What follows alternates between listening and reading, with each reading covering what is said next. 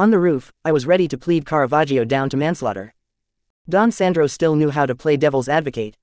Across the river, in Trastevere, the art historian and Caravaggio expert Alessandro Zuccari responded to a call and invited us to his home.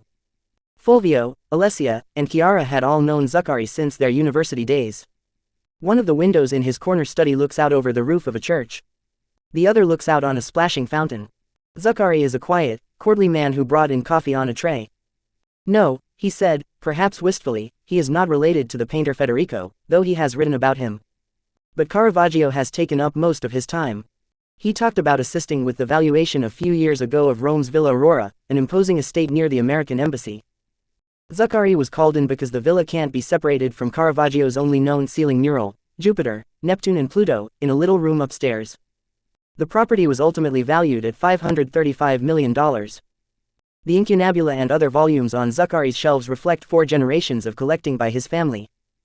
He placed in my hands an original 1493 edition of the Nuremberg Chronicle, the first printed history of the world, with hand-colored illustrations, and sat alongside me, flipping the pages. I wish Mike Tyson could have been there. Benedetta Ristori for The Atlantic. An original 1493 edition of the Nuremberg Chronicle. I asked Zuccari about the murky circumstances of Caravaggio's death, in 1610.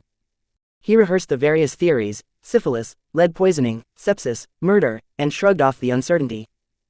There are so many unknowns about Caravaggio, Zuccari said, and so many mythic versions, but at his core the painter was a restless and unsatisfied human being who was able to depict ordinary people in all their pathos and imperfection. Nobody can see themselves in a Raphael.